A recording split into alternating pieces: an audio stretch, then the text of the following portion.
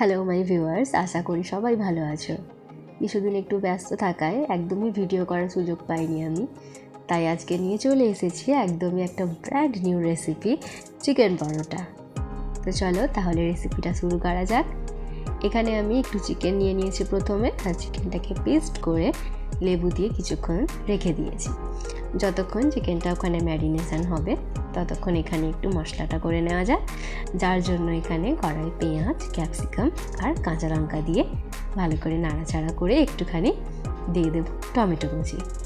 দিয়ে নেওয়া হয়ে গেলে নুন, আর চিকেনটা ম্যারিনেট এতক্ষণে হয়ে গেছে তাই সেটাও দিয়ে ভালো করে নাড়াচাড়া করে নেব। কিছুক্ষণ ভালো করে নাড়াচাড়া করানো হয়ে গেলে তারপর আমরা দিয়ে দেবো এখানে পেঁয়াজ কলি। তারপর আরও কিছুক্ষণ নাড়াচাড়া করে দিয়ে দেব হলুদ গুঁড়ো, লঙ্কার গুঁড়ো, ধনে পাতা কুচি আর আদা রসুন পেস্ট।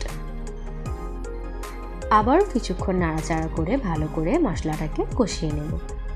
তারপর এটাকে আরও টেস্টি বানানোর জন্য দিয়ে দেব টমেটো সস, ধনে পাতা কুচি আর ওপর থেকে গরম মশলার গুঁড়ো।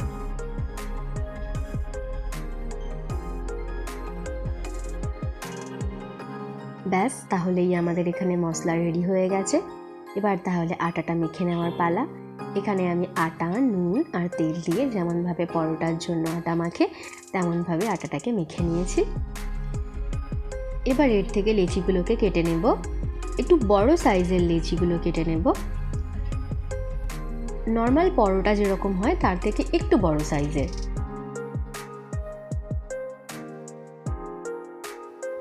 এরপর পিঠে যেইভাবে পুর দেয় সেইভাবে ডোটাকে একটু বাটির মতন আকার করে তার মধ্যে পুরটাকে দিয়ে দেব।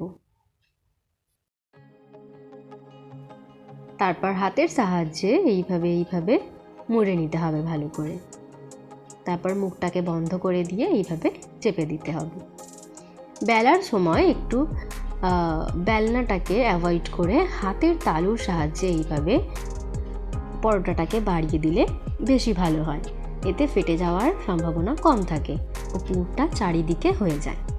তারপর হালকা হাতে সামান্য একটু বেলে বাড়িয়ে নিলে বেশি ভালো হয়। ব্যাস, আমার এখানে পরোটাটা বেলা কমপ্লিট হয়ে গেছে। দেখুন কত সুন্দরভাবে আমি এখানে পরোটাগুলো বেলে নিয়েছি। এইবার এইগুলোকে পরোটার মতন ভেজে নেওয়ার পালা। এরপর উল্টে পাল্টে যেভাবে পরোটা ভাজে এইভাবে ভেজে নিলেই তাহলেই আমাদের চিকেন পরোটা রেডি হয়ে যাবে।